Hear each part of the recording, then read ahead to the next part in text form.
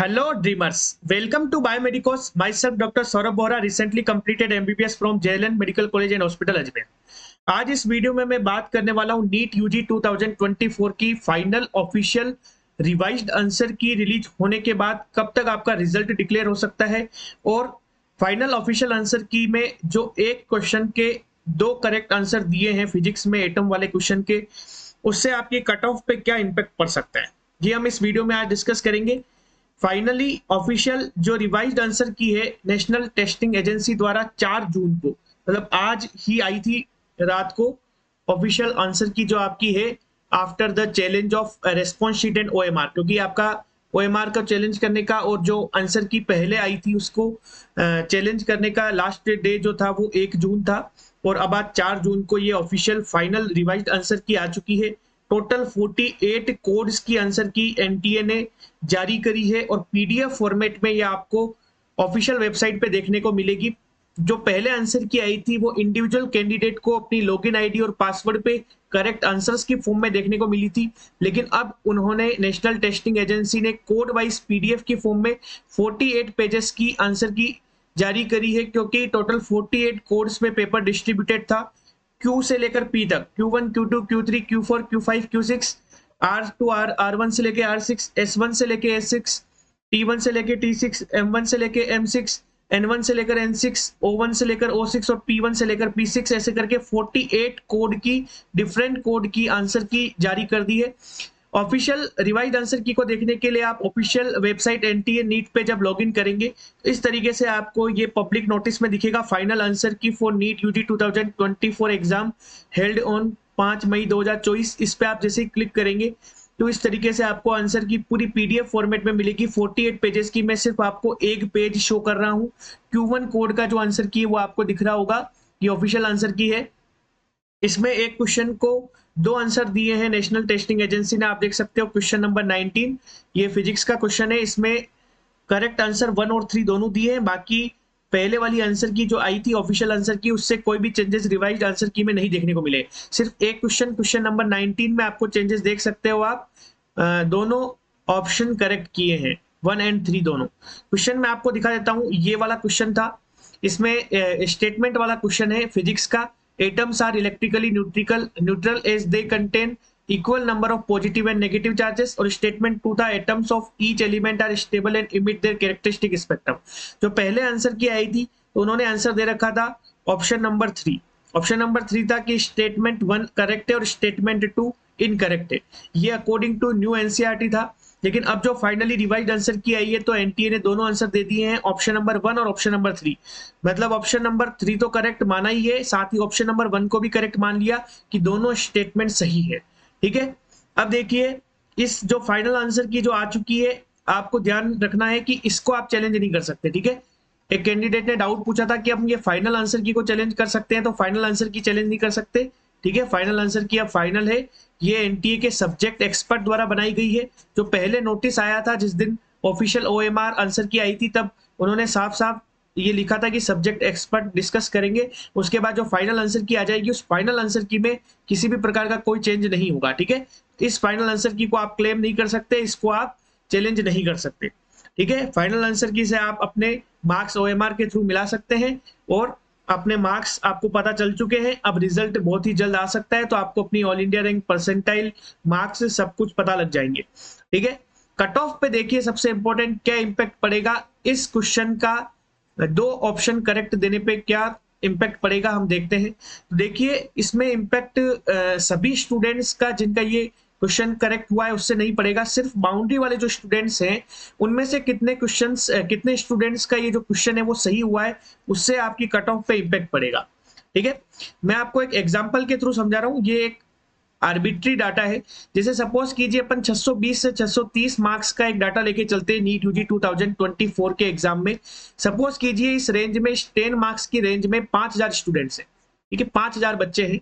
हम मान के चलते हैं कि जैसे 620 मार्क्स पे किसी कैंडिडेट को लास्ट कॉलेज अलॉट होने वाला है ऑल इंडिया के थ्रू, एग्जाम्पल के तौर पे अपन मान के चलते हैं। ठीक है, तो देखिए कट ऑफ पे इंपैक्ट डालेंगे 615 से 620 वाले बच्चे। सपोज कीजिए पहले उस रेंज में 615 से 620 वाली रेंज में 3000 बच्चे हैं। ठीक है, लेकिन जब अब ऑफिशियल आंसर की आपकी रिवाइज आई है तो देखिए क्या पॉसिबिलिटी हो सकती है। अगर क्वेश्चन जो एक कैंडिडेट जिसका 615 स्कोर बन रहा था, अब सपोज कीजिए कि उसका उन्होंने आंसर पहले ही ऑप्शन नंबर 3 किया था, तो उसका अब रिवाइज्ड आंसर के आने के बाद भी ऑप्शन नंबर 3 को तो करेक्ट माना ही है, ठीक है, तो 615 का 615 ही रहा। लेकिन अगर उस कैंडिडेट ने पहले ऑप्शन फर्स्ट करेक्ट कर रखा था, फर्स्ट मान रखा था, तो फिर उसके आंसर तो 615 था, लेकिन रिवाइज आंसर की के बाद उसके स्कोर हो गया 620। 616 अगर किसी कैंडिडेट के थे, अगर उसने ऑप्शन नंबर 3 करेक्ट कर रखा था एटम वाले क्वेश्चन का, तो 616 के 616 ही रहेंगे। लेकिन अगर उसने ऑप्शन नंबर 1 कर रखा था तो उसका 621 हो जाएंगे। कहने का मतलब है कि 615 से लेकर जो 620 22 के जो भी बच्चे हैं, उनमें सभी स्टूडेंट्स का स्कोर नहीं इंक्रीज होगा। अगर पहले से ही उनका एटम वाला क्वेश्चन करेक्ट था तो उनका स्कोर सेम रहेगा, उनका कम भी नहीं होगा। ये नहीं कि 615 से उनका स्कोर कम होकर 610 हो जाएगा, ऐसा नहीं है।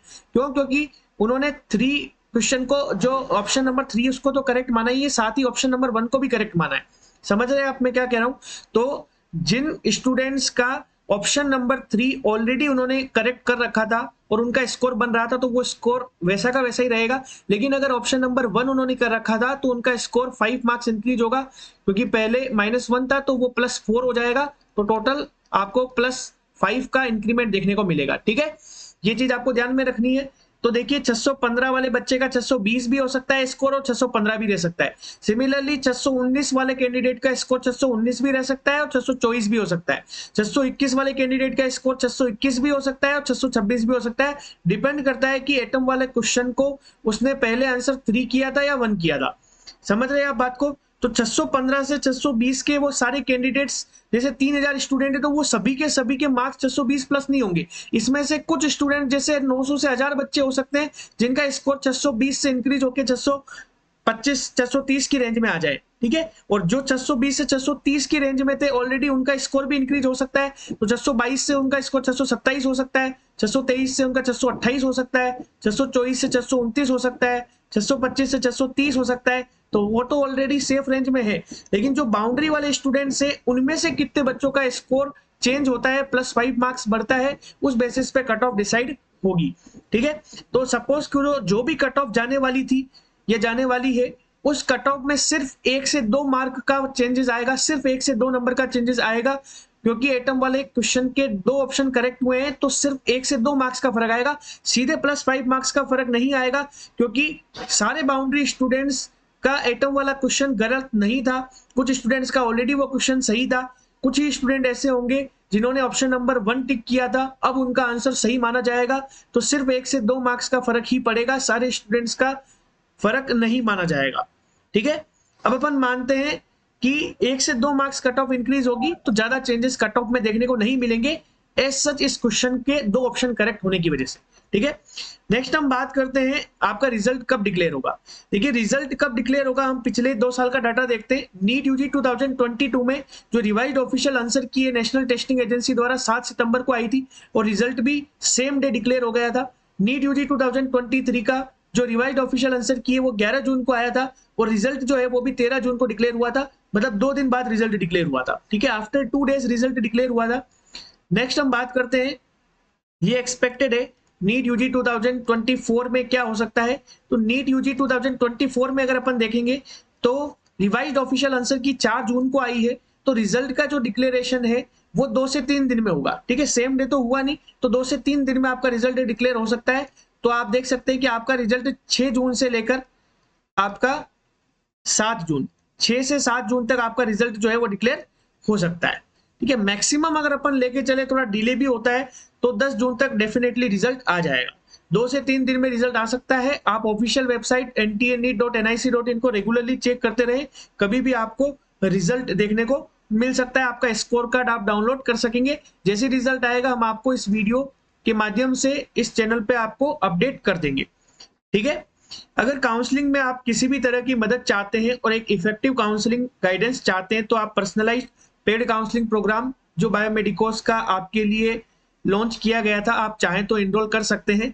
आप देख सकते हैं 2 प्लान है, गोल्डन प्लान और एक डायमंड प्लान। गोल्डन प्लान का प्राइस है 2000 और डायमंड प्लान का है 4000। Non refundable one time amount है। थ्रू आउट काउंसलिंग आपको गाइडेंस मिलेगा 2 डॉक्टर्स के द्वारा। साथ ही आपको कॉमन चॉइस प्रेफरेंस लिस्ट मिलेगी, ऑल इंडिया कोटा 15% और स्टेट कोटा 85% के लिए। 24/7 व्हाट्सएप असिस्टेंस मिलेगा लास्ट राउंड ऑफ काउंसलिंग तक। आपको बायोमेडिकोस का एक प्रीमियम ग्रुप बनाया जाएगा जिसमें सारे इंपॉर्टेंट अपडेट्स नोटिफिकेशंस मिलेंगे, वो उस ग्रुप में एनरोलमेंट आपको मिलेगा। साथ ही आपको सारे पीडीएफ जैसे हर एक कॉलेज का fees, year of establishment, bond, last year की कट ऑफ, ये सब आपको जानने को मिलेगी। परफेक्ट डिसीजन मेकिंग में भी आपकी मदद की जाएगी कि all India quota, state quota कहां से आपको कॉलेज लेना चाहिए।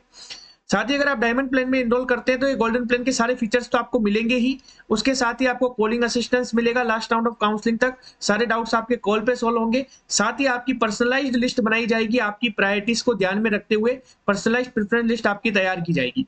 ठीक है, तो कहने का मतलब गोल्डन प्लान में सारे आपके डाउट्स मेजरली व्हाट्सएप पे सॉल्व होंगे, लेकिन डायमंड प्लान में आपके सारे डाउट्स मेजरली कॉल पे सॉल्व होंगे। ठीक है, सीट का अलॉटमेंट हमेशा आपकी रैंक और आपके स्कोर के बेसिस पे होगा। ठीक है, हम सिर्फ आपको गाइड करेंगे, गाइडेंस आपको प्रोवाइड करेंगे ताकि आपको आपके मार्क्स और रैंक पे बेस्ट पॉसिबल कॉलेज अलॉट हो पाए। ठीक है, साथ ही आप टेलीग्राम चैनल को भी ज्वाइन कर लीजिएगा, लिंक उसका आपको डिस्क्रिप्शन में मिल जाएगा। वहां भी आपको सारे important updates, notifications, polls and opinions मिलते रहेंगे। ठीक है, thanks for watching the video. Please like, share and subscribe the channel. Thank you so much.